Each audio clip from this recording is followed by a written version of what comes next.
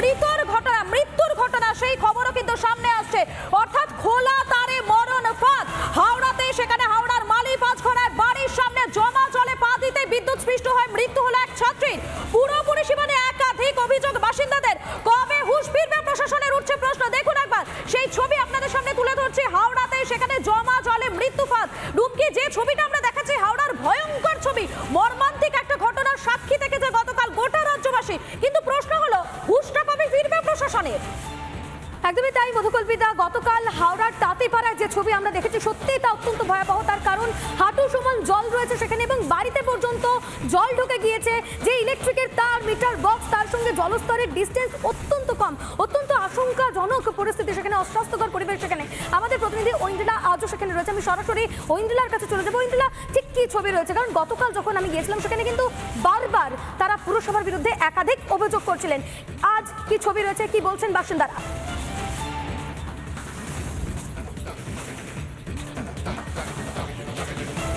একেবারে রুমকি, গতকাল তুমি ছবি দেখেছো এবং সকাল থেকে আজকে আমি এখানে রয়েছি এবং সেই একই অভিযোগ বারবার পুরসভার বিরুদ্ধে উঠছে যে পুরসভার তরফ থেকে এই গোটা এলাকায় কিন্তু না পরিষ্কার করা হয় ময়লা আর না পরিষ্কার করা হয় এরকম জমা জল।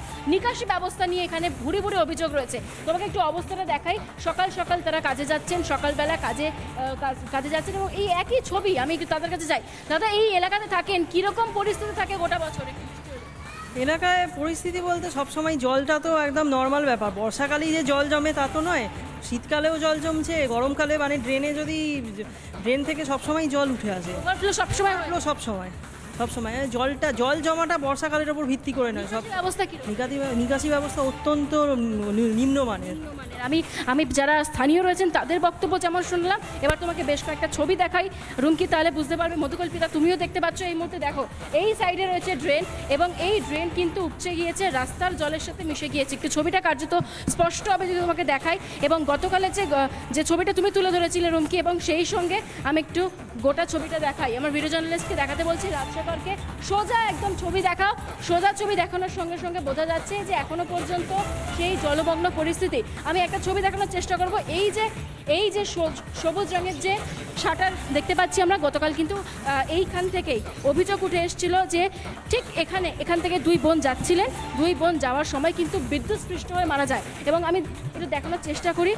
বড় বোনের মৃত্যু হয়েছে বলে জানা যাচ্ছে, তার নাম পৌরবী। ঠিক এই জায়গাতেই দাঁড়িয়ে একেবারে ইলেকট্রিক শক খায় এবং এই জায়গা থেকে অভিযোগ উঠছে যে এই যে দোকান ছিল, এই দোকানে কিন্তু গতকাল রাত্রিবেলা আগুন লেগে যায় এবং তারপরেও কিন্তু তারা কোনো রকম ভূমিকা নেয়নি। আমি একটু গোটা ছবিটা একটু দেখানোর চেষ্টা করি। এইরকম পরিস্থিতি, জলমগ্ন অবস্থা। ঠিক এই দোকানের সামনে একেবারে মাটিতে লুটিয়ে পড়ে সেই তরুণী এবং এই হচ্ছে তার বাবার দোকান। এই দোকান থেকে সোজা তার মেয়েকে বাঁচাতে আসেন বাবা এবং সঙ্গে সঙ্গে যেহেতু পুরোপুরি যিনি ইলেকট্রিক শক খেয়েছেন, পৌরবী যার মৃত্যু হয়েছে, তাকে বাঁচাতে কিন্তু ছিটকে গিয়ে পড়েন বাবাও। এবং ঠিক এই জায়গাতে তখন দাঁড়িয়েছিল তাদের বাড়ির ছোটো মেয়ে অর্থাৎ তার বোন, এবং তিনিই কিন্তু ঘটনাস্থলে গোটা ঘটনাটি দেখেন এবং এই জায়গায় কিন্তু ঘটে যায় দুর্ঘটনা। বারবার স্থানীয় যারা রয়েছেন এলাকাবাসী তারা অভিযোগ করছে এ ছবি প্রত্যেক বছর বৃষ্টি যখন হয় বর্ষাকালে তখন এই ছবি ধরা পড়ে। শুধুমাত্র বর্ষাকাল নয়, আমি একটু ছবিটা দেখাই। ওইখানে কতগুলো কল রয়েছে, ওই কল থেকেও যখন জল পড়ে কার্যত এইরকমই একেবারে ড্রেন দেখতে পাচ্ছি। ঐন্দ্রিলা, আজও সেই পরিস্থিতি রয়েছে, সেখানকার মানুষ সেই পরিস্থিতির মধ্যেই দিন কাটাচ্ছেন। আপাতত তুমি আমাদের সঙ্গে থাকো ঐন্দ্রিলা। এই মুহূর্তে একবার আপনাদের শোনাই মৃত যে পৌরবী, তার বাবা ঠিক কি বলছেন।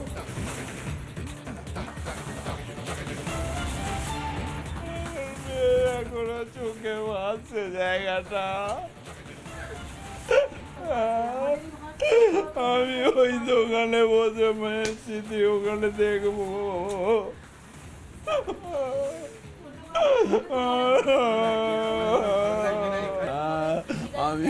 আমি আগের মাসে আমি তো জলের মধ্যে বসে আমাদের কাজ করতে হয়, ডেলি 3টে টাইম জল আসে। মেন এটা পুরসভার দায়, এটা মেন পুরসভা। আমি চিঠি দিয়েছি, আমার কাছে এখনো কপি আছে। আমি হেডে চিঠি দিয়েছিলাম, সেখান থেকে আমাকে কোনো রেসপন্স করলো না, চিঠির কোনো গুরুত্ব দিল না। এমএলএ এখানে আছে গৌতম চৌধুরী, কিচ্ছু ব্যবস্থা নেয়নি তারা। অনেকবার এমএলএ তরফ থেকে ওই শুধু প্রতিশ্রুতি দিয়ে যাচ্ছে, হ্যাঁ জলটা পরিষ্কার হয়ে যাবে, এই ঠিক হয়ে যাবে, এই আজ হবে কাল হবে 1 মাস হবে, কিন্তু কিচ্ছু হয়নি। জল 3টে টাইম জল এলেই জলটা ভরে থাকতো। আর সেই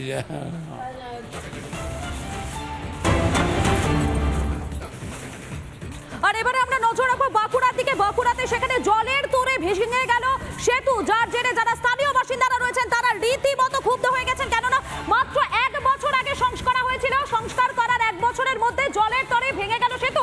দেখুন কিভাবে সেতুটা ভেঙে গিয়েছে, সেই ছবি আপনাদের সামনে তুলে ধরার চেষ্টা করছি।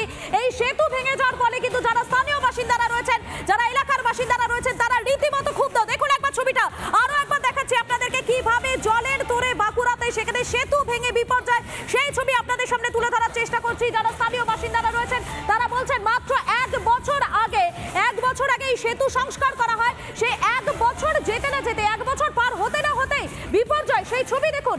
এলাকা পরিদর্শনে যান বিজেপির বিধায়ক নীলাদ্রি শেখর দানা, তিনি সেখানে যান, সেখানে পৌঁছে গিয়ে তিনি পুরো বিষয়টি দেখেন। বাঁকুড়াতে সেখানে গন্ধেশ্বরী নদীর ওপরের মানকানালি সেতু, সেই সেতু ভেঙে পড়েছে। সংস্কারের মাত্র 1 বছরের মধ্যেই বিপর্যয়। প্রশাসনের বিরুদ্ধে ক্ষোভ উগড়ে দিচ্ছেন স্থানীয় বাসিন্দারা। কি বলছেন তারা, তাদেরকে অভিযোগ শোনাবো আপনাদের।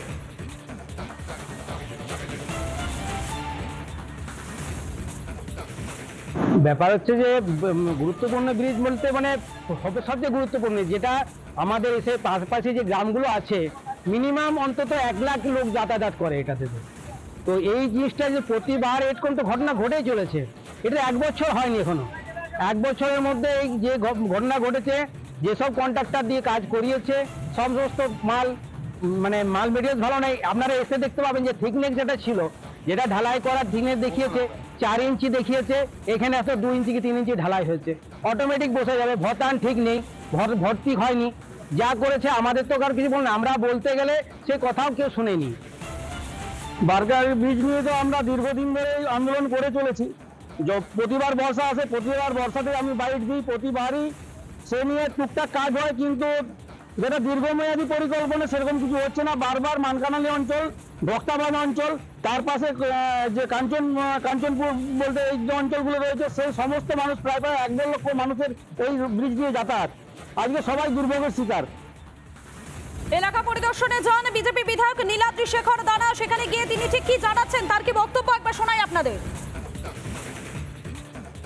আমি গত পরশুদিন আমি আপনাদেরকে সাক্ষী রেখে লাইভের মধ্যে বলছি যে গত পরশুদিন আমি এই ব্রিজ নিয়ে ওখানে উপস্থাপন করেছি আমার অ্যাসেম্বলিতে। আমি কাল রাত্রিতে বাড়ি ফিরেছি, সকালবেলা ঘুম থেকে উঠে আমি পরিস্থিতি দেখছি ব্রিজ ভেঙে গেছে। টানা বৃষ্টিতে ধসে গেল পাকা সেতু। এই মুহূর্তে বাঁকুড়ার ছবি দেখাচ্ছি আপনাদেরকে। আপনারা জানেন রিপাবলিক বাংলা মানুষ